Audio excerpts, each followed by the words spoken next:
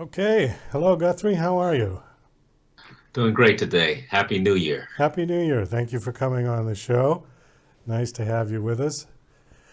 I'm looking at your bio and looks like a whole bunch of stuff. A lot of hats.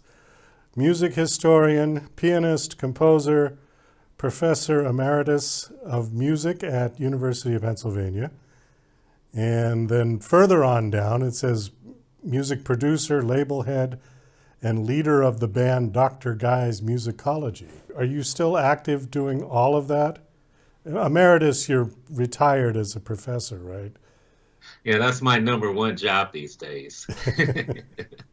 Well, sure. I believe that life is cyclic and that you can do a lot of things. You don't have to do them precisely all at the same time, however. You can arrange your schedule so that, for instance, if I'm writing a book, I'm spending most of my days doing that and maybe uh, playing live shows and not in the recording studio, or vice versa. If I'm recording an album, I won't be so much sitting down in at my writer's desk. So I tend to get it all in, but not all at the same time. I assume, since you are a professor of music, that you know music theory very well and you've studied it, correct? Yes. Okay. I'm also a musician, but I'm one of those who never took to music theory very well. I can play piano fairly well. I've composed songs. I can sing. And I took music theory in college and I failed it, primarily because I had a bad professor and I just didn't feel like it was necessary. But as I get older, I'm realizing that it probably would have been useful.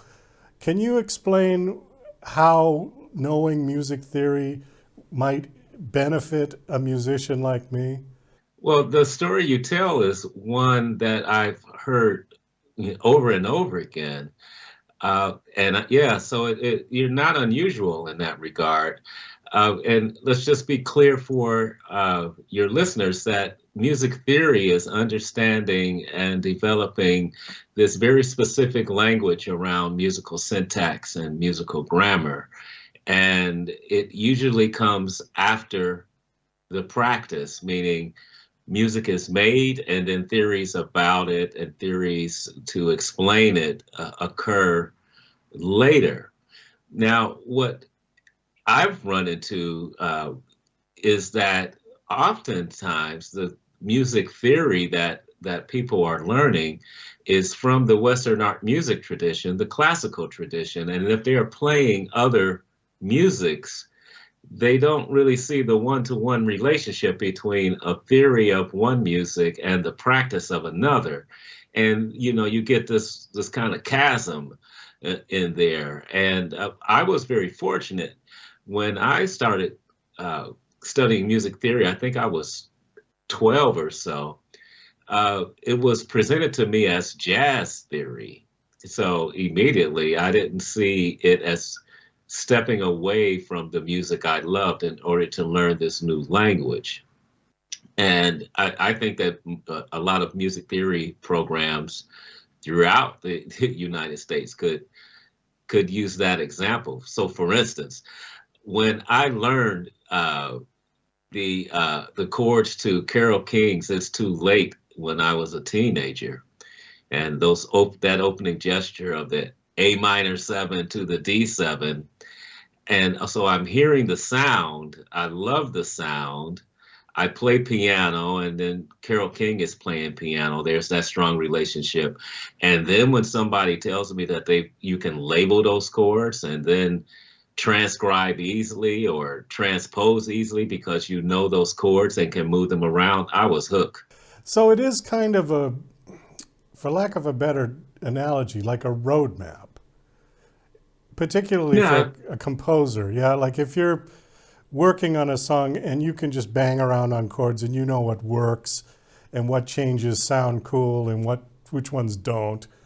The theory would maybe shortcut it a bit for you, knowing that, well, okay, if you're going to go from this, you got to go to that. Otherwise, it's going to sound very strange.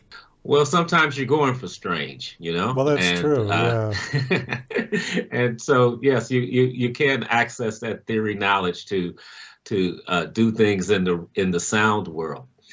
But I kind of think about it this way. When I was teaching people piano back when I was a younger man, I told them, my students, that it's good to learn, if you're a pianist, say, to learn uh, the music in three ways. One, you can learn it tactily, meaning I know how a chord feels in my hand. And every time I play the piano, I want that chord to feel the same way. And it's through the repetition of placing the fingers the right distance apart and playing the chords with the same amount of, velocity is really one way to learn, is how the thing feels. Another way to learn is how it sounds. So you're learning the sounds divorced from how it feels, and perhaps even away from, it's possible to learn music away from music theory without, for instance, any kind of linking what you're sounding to any kind of theory outside of the sound. But then if you add the language of music theory, then you have three ways into that sound world. And I just think it makes you a more proficient musician. Well, wasn't Beethoven completely deaf? So he never heard anything. No, that's not Oh, that's true. not true? No, he Okay. was. I thought he was deaf. That's what I've been told. That would be quite an accomplishment. So that's just an out and out rumor or a lie that he was deaf. Well, I think that this was a condition that overtook him later in life. Not He didn't begin life deaf. Oh, I see. Okay. All right. Yeah, I was gonna say if somebody was deaf and could write those incredible sonatas, that would be you just hear it in your head. Yeah. Well, of course, that is true, very true. Those of us who can read music, if you're looking at the music, you can actually hear the sound of what you're looking at in your hand. So that's very true. And if, for instance, if I were to go deaf, uh, if I, maintain these skills, I don't have to hear the sound to know. I've internalized how these things sound, so I can hear it in my head. In fact, so you're right about that part of it. Yeah. Um, Time is quickly going away here. Let's move on to your book. Your book has got a great title. Who Hears Here? HEAR apostrophe SHERE. Now I don't know exactly what it means. Can you explain the title? Well, the title is taken from one of the essays, and essentially what I'm talking about there is that when I read theoretical or music historical treatises or essays or books, I want to know who's doing the hearing. I want to know who is hearing in this place. One of the research questions that I pursued throughout my entire career is formulated by the late musicologist Christopher Smalls, and he uh, said, why are these people making this music in this time and in this place? I'm paraphrasing.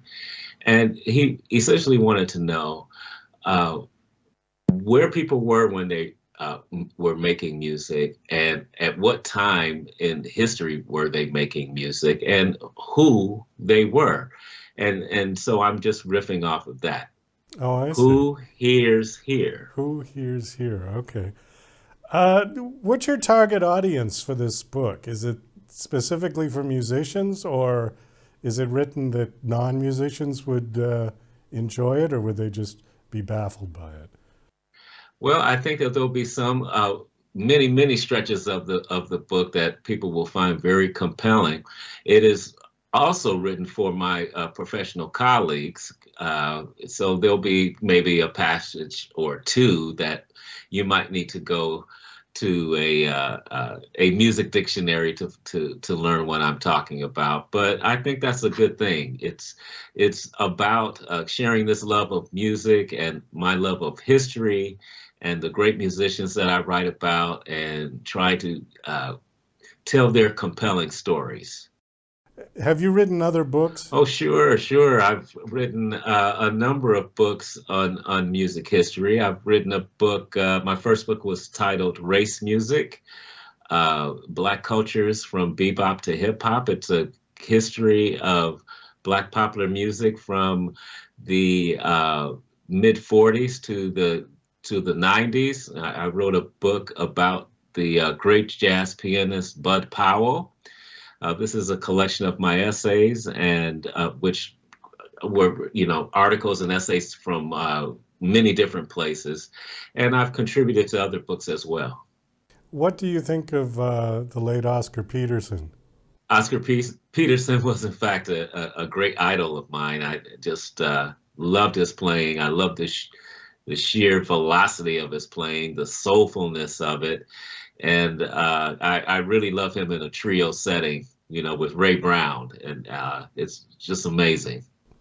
Him and Rae Brown were like one unit. They Absolutely. were incredible. You know what? Absolutely. I'm a big Oscar fan as well. And what I found really interesting was that when he unfortunately had a stroke later in his life and he kind of lost the use of his left hand, he still performed and nobody noticed because he was so fast with his right that it's like he didn't even need his left hand. It still sounded fine. Well, there's a lot of music coming out of that right hand. And if he has a bass player going and a drummer going, I could see very well how he could pull that one off. Yeah, incredible. Well, we have just kind of blown right through our time. Thank you so much for coming on. Again, the book is called Who Hears Here. You said you had it there. You want to hold it up? Oh, there we go. Oh, cool cover. And the book is Yeah. out now and available? Yeah. Yes, it is available wherever you buy your fine books. Okay, last question. Do you have a website you want to give out? Yes, GuthrieRamsey.com. That's one word, Guthrie, Ramsey, Ramsey.com is my personal website, and you can follow me on Instagram at Ramsey Music. Okay, great. Well, Guthrie, thanks so much for coming on. I'm sorry we didn't have more time. I know we could have gone on quite a bit longer talking about music. But best of luck with your book. I hope it does well. Has it been out long, or was it a recent launch? The book came out October 11th of last year, and it's doing great. Oh, I'm glad to hear it. Well, again, thank you for coming on, and best of luck. Thank you.